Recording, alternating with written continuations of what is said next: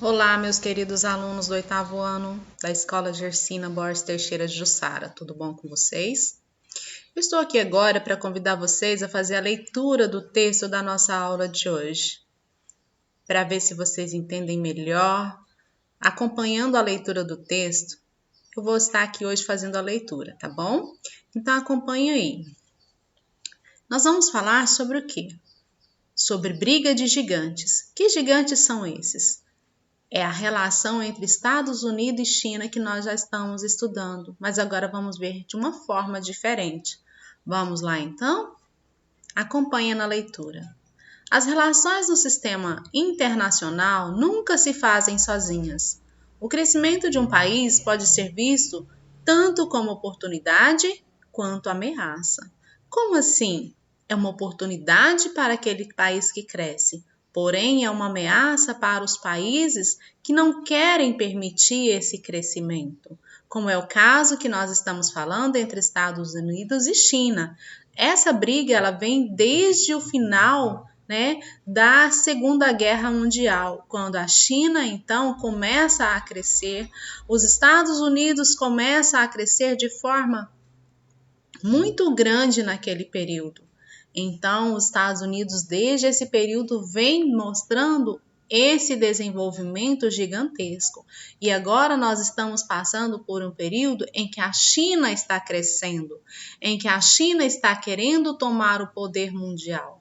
Porque naquele período lá da Segunda Guerra Mundial, a grande potência era quem? Era a União Soviética, eram países da Europa que comandavam o poder econômico no mundo. Aí os Estados Unidos vêm e causa essa demanda muito grande, causa essa revolução muito grande. E agora nós estamos passando por um período em que a China quer tomar o poder econômico. Então, grandes problemas vêm acontecendo. Então, é isso que fala aqui. Pode ser visto tanto como oportunidade quanto ameaça. Oportunidade para aquele que quer se desenvolver e ameaça para aquele que já está desenvolvido, que está no controle do poder mundial. E aí, então, ele pega e tenta, de algumas formas, subornar para que aquele país não consiga alcançar esse crescimento, porque eles querem sempre estar no poder. Vamos continuar então? O desenvolvimento de armamentos pode significar guerra em potencial, enquanto que assinar acordos e tratados podem fortalecer canais de cooperação. Então, quando a gente vê aqui, que o desenvolvimento de armamentos, criar armas para guerras, significa o quê? Guerra, como fala aqui, guerra em grande potencial. Eles preferem assim do que assinar acordos e tratados e fortalecer o canal de cooperação para que todos cresçam. Esses países que estão no topo da economia, que comandam a economia, eles não querem de forma alguma que outros países tomem a economia. Eles querem que fique apenas na mão deles. Isso é o que nós chamamos de capitalismo. É o grande capitalismo tomando conta. E assim como o desenvolvimento dos países tem pontos positivos e negativos, o capitalismo também tem seus pontos positivos e pontos negativos. Assim também como o regime socialista tem pontos positivos e negativos. Vamos continuar então? Definitivamente, a interação entre os países tem suas consequências. Agora, jogue nessa bagunça internacional duas das maiores economias da atualidade e uma história de afastamento e aprimoração. O resultado é complexo. Quais são, então, essas duas grandes potências da economia mundial? Estados Unidos e China. Disputa pelo primeiro lugar. O crescimento da China assusta e abala a posição de conforto dos Estados Unidos no topo do sistema internacional. Isso significa que cada vez mais os Estados Unidos perdem sua posição como indiscutível potência hegemônica. E o que, de maneira simples, significa hegemonia? Bem, significa que os Estados Unidos têm relevância direta a nível global, em áreas como economia, defesa e diplomacia, conferindo aos países influência internacional e, consequentemente, muito poder. E é contra toda essa influência mundial que a China propõe oposição, seja porque o PIB, o que é PIB mesmo? Produto Interno Bruto, né? Seja porque o PIB da China aumenta cada vez mais rápido que os Estados Unidos, ou porque as despesas militares da China, tendo chegado em 2011 um orçamento militar de 91 bilhões de reais, ameaçam ultrapassar de Washington e até porque desde 2008 a China tem achado brechas nos países capitalistas fragilizados para se impor no cenário internacional. Como que a China faz isso? Muitas vezes, né, controlando o valor das mercadorias que eles importam. Então eles causam um problema, causam outro problema dentro daquele país de onde ele vai importar a sua mercadoria e eles acabam controlando o valor da mercadoria. E isso muitas vezes acontece conosco aqui no Brasil, certo? Não vamos entrar em detalhe aqui sobre, né, que muitas pessoas falam, coronavírus que veio da China e tal. Não é isso o nosso foco agora, tá bom? Então vamos ver mais um pouquinho. Estados Unidos e China, uma relação de interdependência. Você poderia pensar que isso se encaminharia por um conflito gigantesco, certo? Mas a resposta não é tão simples assim. A verdade é que esses dois gigantes são tão inimigos quanto dependentes um do outro. Em inúmeras áreas, existe cooperação efetiva entre Estados Unidos e China. Na luta contra o terrorismo, na tentativa de conter a proliferação de armas de destruição em massa ou na luta contra a crise financeira. Tá vendo só? Então não é só guerra, existe também a cooperação, ou seja, em alguns aspectos eles pensam igual. A realidade é que, por mais que essas duas economias disputem cenários econômicos mundial, elas não conseguiriam se sustentar nele sozinhas. Ninguém vive sozinho, não é verdade? Nem mesmo grandes potências econômicas vivem sozinhas. A China, desde a década de 2000, tem investido muito, fortemente no tesouro norte-americano e se tornado uma das maiores exportadoras para a América. Isso, de maneira prática e simples, significa que é muito do dinheiro da China que estabiliza a economia dos Estados Unidos, tanto porque empresta dinheiro ao governo em troca de um tipo de remuneração, com juros, através de investimento no tesouro, quanto porque faz dinheiro entrar no país com as exportações. Então, tá vendo? Mesmo que se tenha essa briga política, essa briga por controle de poder mundial, mas os Estados Unidos também têm o crescimento, não é? Por meio dos investimentos que a China faz naquele país. De maneira complementar, é justamente a compra de produtos pelo mercado estadunidense que garante o que chamamos de superávit, ou seja, altos níveis de exportação, na balança comercial chinesa e a estabiliza como uma das economias que mais exporta.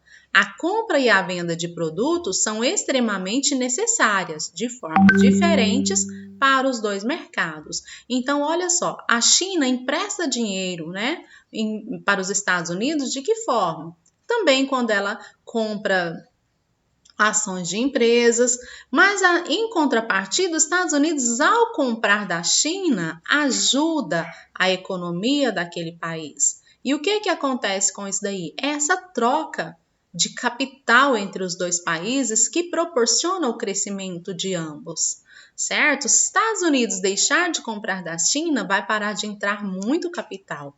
Então, um depende do outro. Então, eles fazem esses acordos. Então, eles têm essas brigas diplomáticas, mas, ao mesmo tempo, eles se ajudam. A questão é complexa. Como coordenar uma situação onde se relacionar com um país para garantir a sobrevivência da sua economia é também fazer com que a dele cresça? Já pensaram nisso? Eu preciso, garantir o crescimento do meu país, mas eu também, ao mesmo tempo, estou garantindo que o outro país cresça. Então, é uma moeda, de duas faces. E como não deixar que esse crescimento te tire da posição de poder mundial? É por isso que os Estados Unidos parecem esse país tão indeciso que, ao mesmo tempo que recebe produtos chineses, acusa o país de violar as regras do mercado, de concorrer de forma desleal. É uma relação paradoxal de cuspir no prato que come, pois, ao mesmo tempo em que se alimenta dos produtos chineses, acaba por alavancá-los, temendo que sejam superados por ele. Então, os Estados Unidos ajudam o crescimento da China, mas, ao mesmo tempo, ela prepara o quê? Já prepara, assim, aquele, como fala aqui, né? Cospe no prato que come. Ela reclama, ela fala que que a China está controlando, né? Tenta mostrar que não é tão positivo assim, mas não tem como deixar de comprar da China. E o mais irônico dessa história toda é que foram as próprias potências que, no começo do desenvolvimento de Pequim, se envolveram em uma relação tóxica de dependência. O que é essa relação tóxica? Tóxica não é tudo aquilo que faz mal? Então, essa relação, né, que começou a fazer mal para os dois países, essa relação que começou a fazer mal de dependência tanto para os Estados Unidos quanto para a China. Os Estados Unidos tiraram proveito de uma mão de obra de baixo custo e consumo barato, e ao mesmo tempo que mandava suas empresas poluentes para a Ásia. As empresas em território asiático eram oportunidade de emprego ao mesmo tempo que oportunidade de desenvolvimento para um mercado que era novo na economia global. Olha só o quanto isso aqui é sério, o quanto isso aqui é importante. Vamos ver de novo esse pedacinho? Então, os Estados Unidos fazia o quê? Tirava proveito de uma mão de obra de baixo custo e consumo barato. Por quê? Porque nós sabemos que a mão de obra lá na China ela é muito barata. Então, nós aqui no Brasil não trabalharíamos ao preço que as pessoas lá da China trabalham, que os chineses trabalham. A sua mão de obra é muito barata. Muitas vezes subhumana. E os Estados Unidos tirou proveito disso e tira proveito disso. E ao mesmo tempo, nós também, consumidores brasileiros, quando nós compramos produtos chineses, nós também estamos tirando proveito da mão de obra barata das pessoas que estão trabalhando lá em condições, muitas vezes, subhumanas. Sabiam disso? Então, vamos continuar aqui? Onde paramos? Saldo final e duradouro nos Estados Unidos e China, baixa nos empregos e ataque ao meio ambiente, respectivamente. Parceria, olha só, parceria essa que dura até os dias de hoje, com altos níveis de emissão de carbono e economias dependentes. Por que isso acontece? Os Estados Unidos, quando eles fazem essa parceria, eles deixam, né, de construir suas fábricas lá nos Estados Unidos e constroem em outro país. Por quê? Dentro do Pacto Global de Emissão de Gases Poluentes, todos os países têm uma cota máxima que pode emitir desses gases poluentes. Então, os Estados Unidos deixa de emitir gás poluente no seu país, porque lá já é o máximo, eles emitem o máximo permitido e até acima, e começa a construir fábricas em outros países, como no Brasil e como em países da Europa, em países da Ásia, que tem poucas fábricas. Então, esses países passam a produzir esses gases poluentes. Muitas vezes, os Estados Unidos não colocam as suas fábricas lá, não é porque eles não querem colocar lá, porque eles vão investir em outros países. Não é bem assim. É porque, ao colocar as suas fábricas em outros países, o que vai acontecer? Eles vão pagar uma mão de obra bem mais barata, e eles vão emitir os gases poluentes desses países onde está instalada suas fábricas. Tá vendo? Então a coisa não é bem assim, os Estados Unidos colocou uma fábrica aqui no Brasil porque quer que o Brasil desenvolva. Não é bem assim que acontece, certo? É porque vai pagar uma mão de obra mais barata e, além de tudo, vai o quê?